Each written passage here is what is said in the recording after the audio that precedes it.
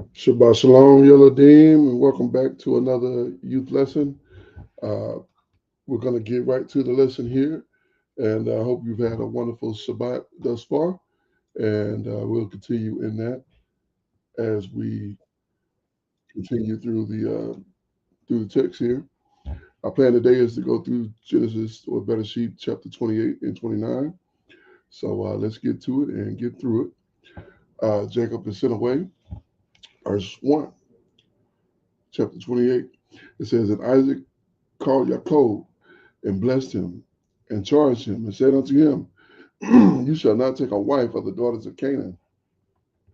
So again, we see that reiterated right here in the same way that it was talked about in his previous chapter, where his mother was very concerned about him taking a daughter of the wife of the sons of the sons of Heth. All right, verse 2. Arise, go to Panaram, to the house of Bethuel, their mother's father, and take you a wife from there, of the daughters of Laban, your mother's brother. So much like they did with Isaac, they're working to get Jacob a wife directly from the place where Rebecca came from, actually from her mother's house or from her father's house. All right, verse 3. And El Shaddai, Most High Almighty, bless you and make you fruitful and multiply you, that you may be a multitude of people. So Isaac passing that Berekah again, again to Jacob, that he may be increased and be a multitude of people. Verse 4, and give you the blessing of Abraham uh, to you and to your seed with you, that you may inherit the land wherein you are a stranger, which the Most High gave unto Abraham. So, as again, the Berekah just being outlined uh, for Jacob here, so that he understands and is able to move forward. Your father giving you this information or restating this information puts it directly um, into your spirit and helps you to keep these things at the forefront of your mind. So that's why the word of a concerned parent is so important, especially a father. All right, verse 5. And Isaac sent away Jacob, and he went to Panaram unto Laban, son of Bethuel, the Syrian, the brother of Rebekah, Jacob's and Esau's mother. So Rebekah is Jacob's and Esau's mother. We knew that. He's going to Laban, who is her brother. So this would be his uncle. All right. Verse 6.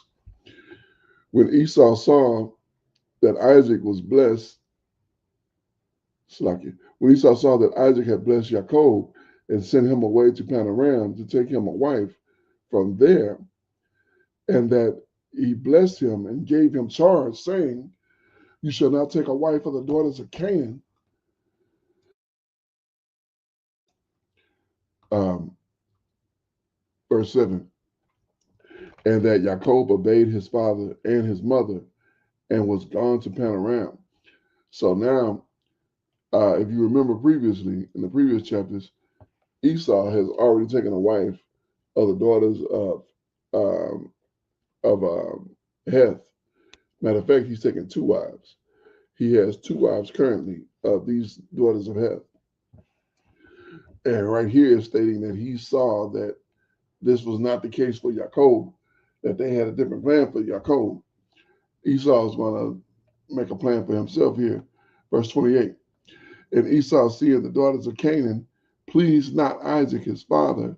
So he realized that, oh, they didn't want me to be with these daughters. Well, nobody said that. They said that for Jacob. They didn't say that for Esau. There was no expectation on Esau. Verse 9.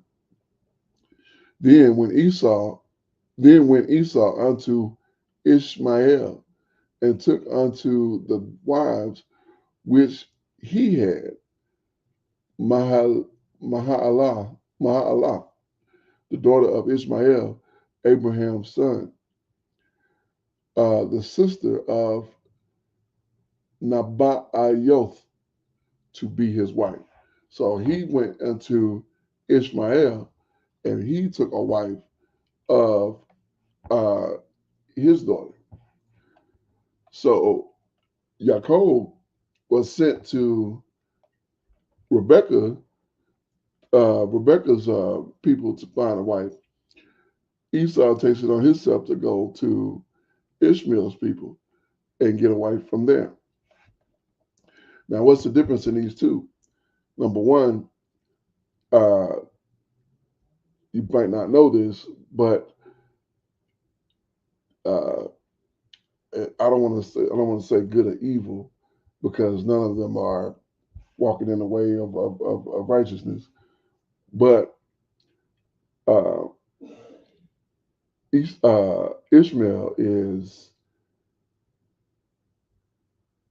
was a situation that should not have come to pass.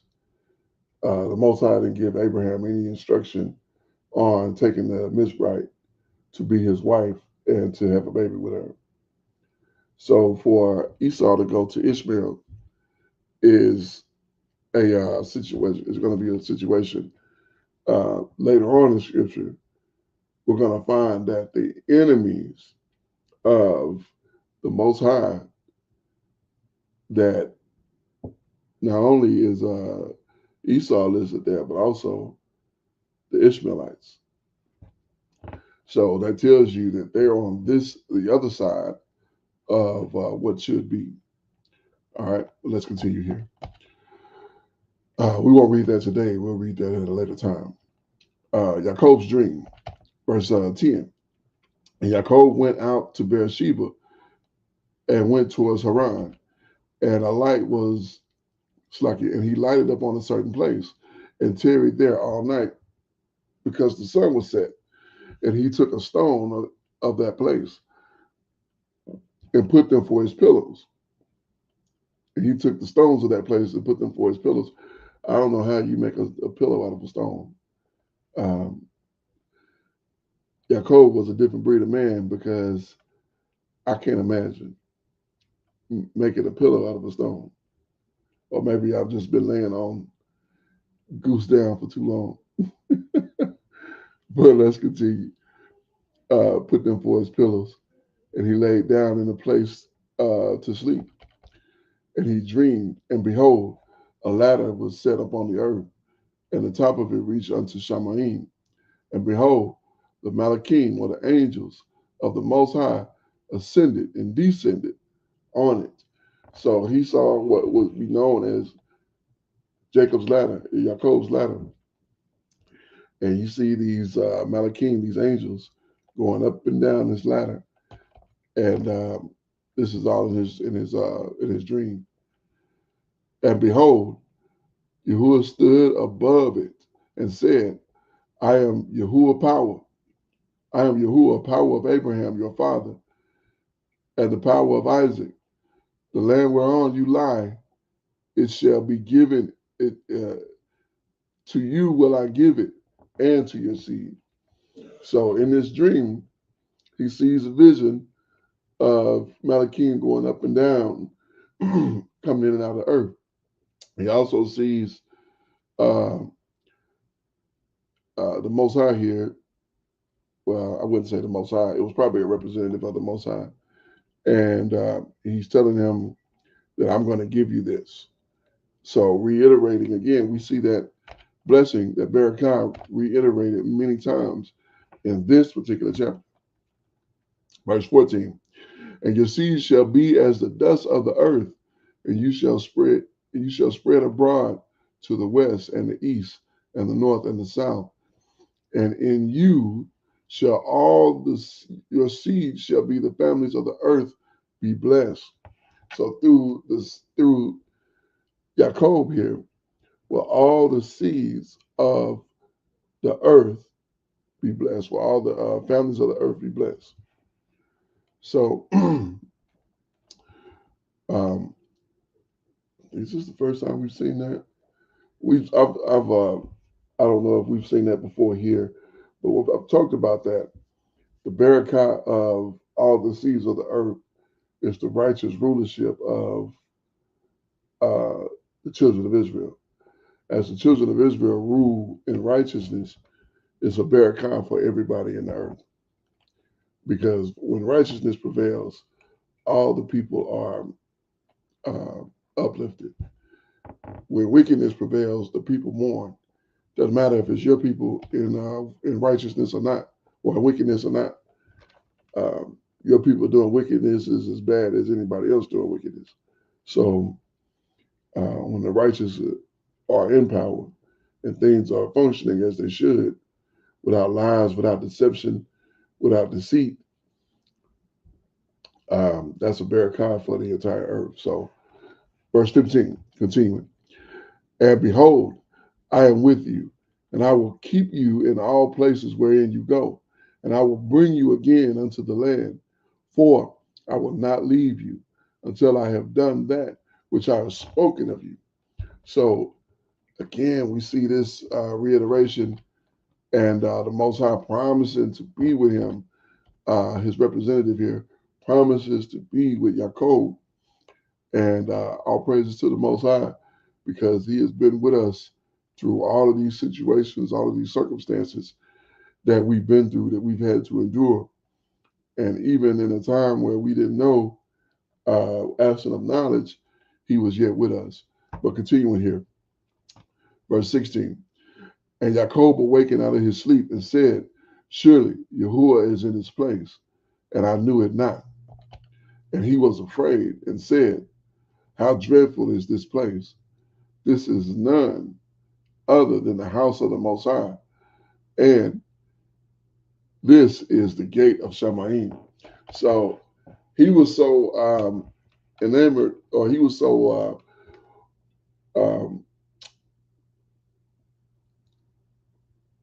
impressed by the situation that happened here that he just knew that this is the place here. This is where the Most High is. So continue in verse 18. And Jacob arose early in the morning and took the stones which he had put for a pillow and set it up for a pillar and poured oil on the top of it. And he called the name of the place Bethuel, but the name of the city was called Luz at the first. So he was in the place called Luz, or Luz, but he named it Bethuel. Verse 20. And Jacob vowed a vow, saying, if the Most High will be with me and will keep me in the way that I go, and will give me bread to eat and raiment to put on, so that I come again to my father's house in Shalom, then shall Yahuwah be my power. And the stone which he set for a pillar shall be the Most High's house, and all that will give Slacky, and all Slacky, I'm losing my place here. He says, and of all that you give me, will I surely give to you, give a tenth unto you. So he's pledging to give a tenth back to all the increase that he's given. So this is the first place where we see that tenth, that tithe. Well, not the first place. We actually saw Abraham give a tithe to Melchizedek. All right. All praises to the Most High. Let's skip to chapter 29. Jacob meets Rachel. All right. I think this one's reasonable enough. So, all right. I'm trying to make this one in time. Verse 1. Then Jacob went on his journey and came to the land of the people of the east. And he took, and behold, and he looked, and behold, a well in the field. And lo, there were flocks and sheep lying by it. And out of that well was watered the flock. And a great stone was upon the well's mouth.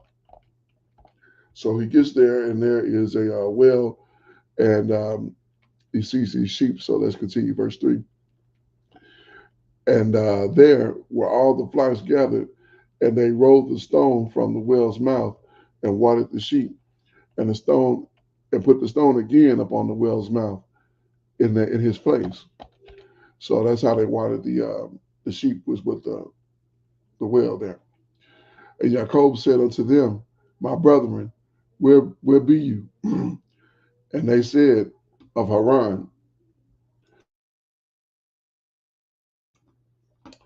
of Haran are we. So he sees them and he says, hey, what's up, bro? You know, like my brothers, where where where be you? Or he's saying, where y'all from? Like, we from Haran. Verse 5. And he said to them, know you Laban, the son of Nahor? And they said, we know him.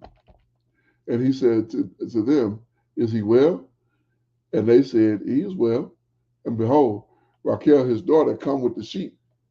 So they knew Laban. And all of a sudden, here comes his daughter. Verse 7. And he said, lo, it is yet high day, neither is it time that the cattle should be gathered together. Water you the sheep and go and feed them.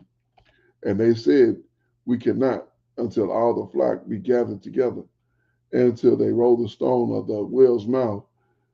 Then we water the sheep. So that's what they're waiting for, that process that we read just a moment ago to take place. Verse 9. And while he yet spake with them, Rachel came with her father's sheep, where she kept them. So she is actually in the place of a shepherd. She's keeping the sheep. Verse 10.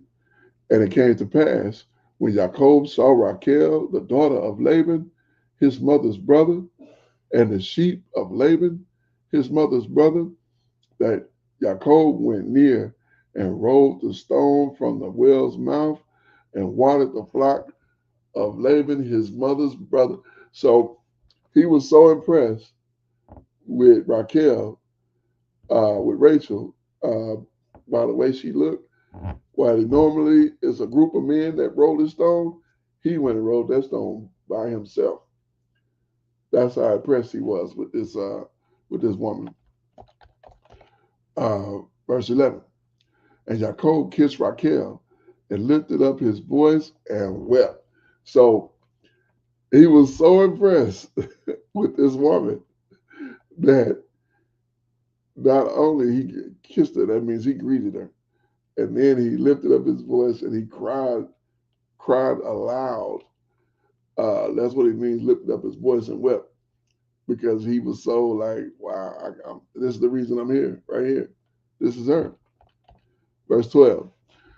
And Jacob told Rachel that he was their father's brother, and he was Rebekah's son. And she ran and told her father. And it came to pass, when Laban heard the tidings of Jacob, his sister's son, that he ran to meet him and embraced him and kissed him and brought him into his house. And he told Laban all these things. And Laban said unto him, surely you are my bone and my flesh. And he abode with him the space of a month. So he stayed there for a month. And all praises, imagine your sister leaves.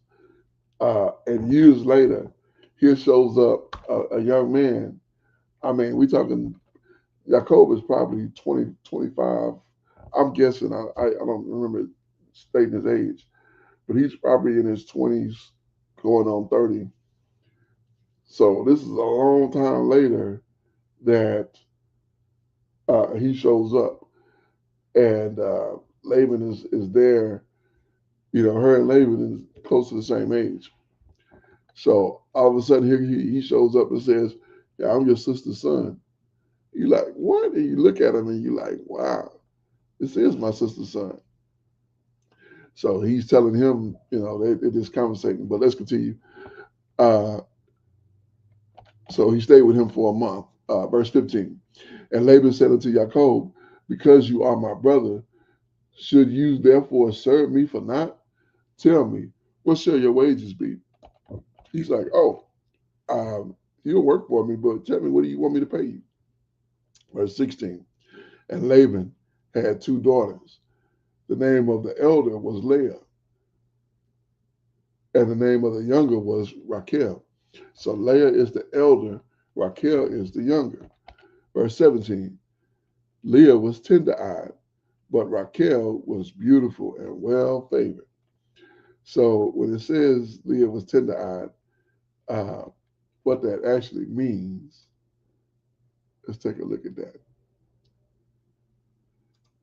Tender-eyed, rock. She was tender, soft, delicate. Uh,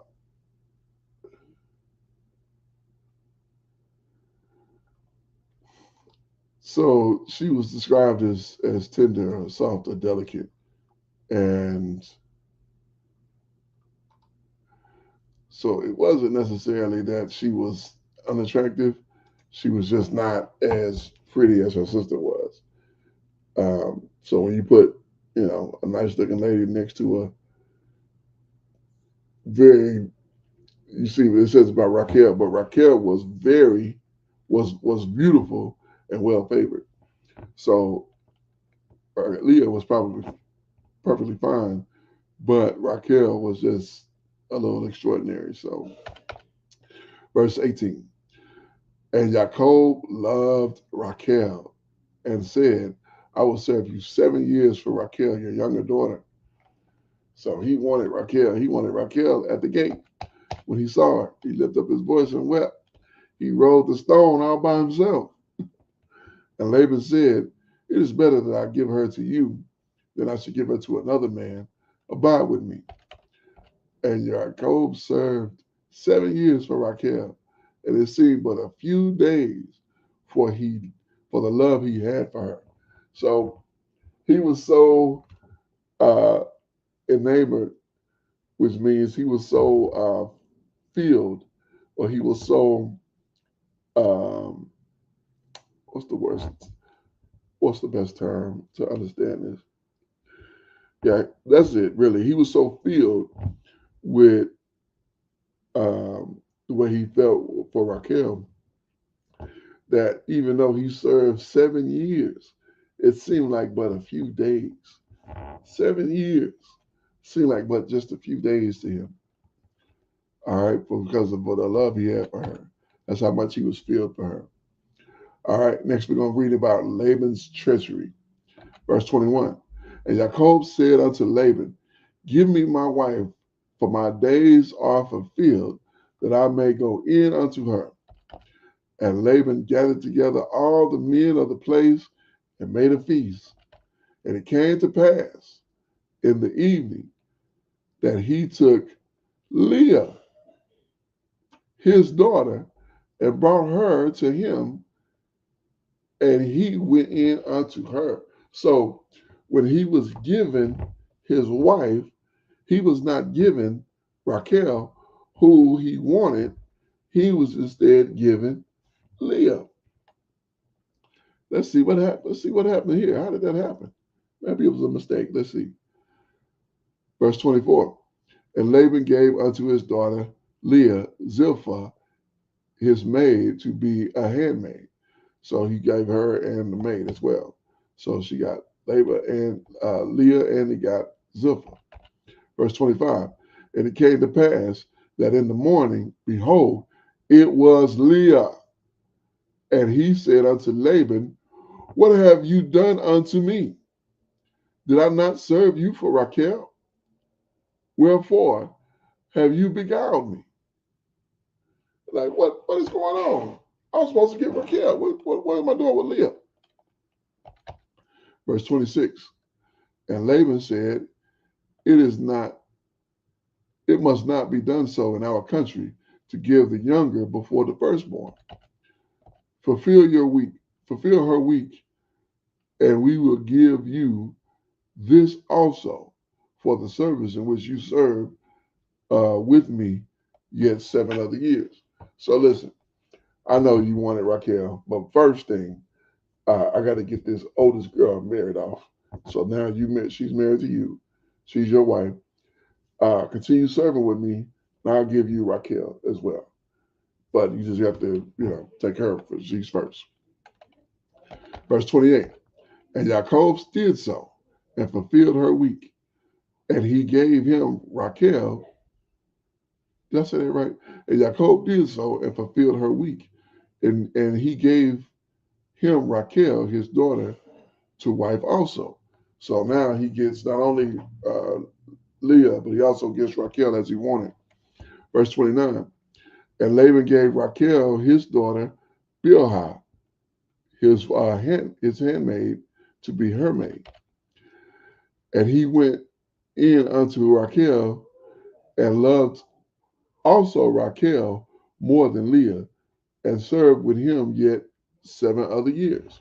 So he's there for that time, and he's definitely doing that which he's obligated to do. But his objective was to get this woman, and now he has her. So now he has 2 wives that he's married to. Verse 31. And when Yahuwah saw that Leah was hated, he opened her womb, and Raquel was barren.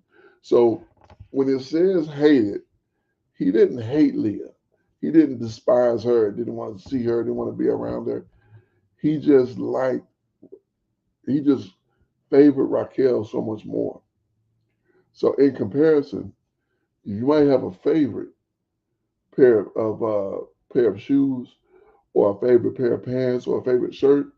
That doesn't mean you hate or despise any of the other ones. That just means that you like this one more.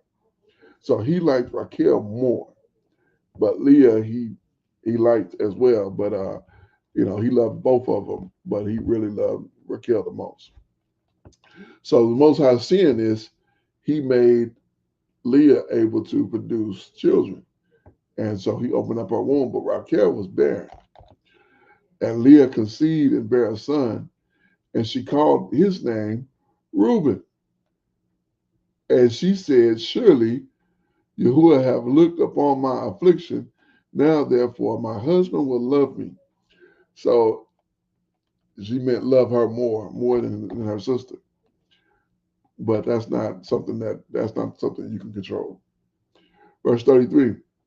And she conceived again and bare a son, and said, because Yahuwah have heard that I was hated, he have therefore given me this son also, and called his name Simeon. So now she has 2 sons. Um, and let's see, verse 34. And she conceived again and bare a son, and said, now this time will my husband be joined unto me, because I have borne him 3 sons. Therefore she called his name Levi. Verse 35. And she conceived again and bare a son. She said, now will I praise Yahuwah. Therefore she called his name Yehuda, and left barren. So she had 4 sons, and that was it. She didn't have any more after that. So she had Reuben, Simeon, Levi, and Yehuda. And if you didn't catch it, the names of the sons are described as she had them there. So Reuben, uh, it means to see affliction, and Simeon uh, was hated, and Levi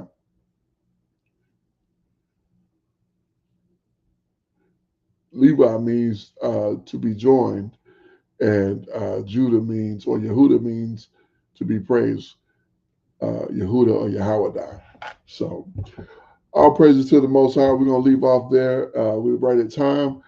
I will put the questions out as soon as possible. Have a wonderful rest of the Sabbath. Until next time, Shabbat Shalom, and I'll see you there.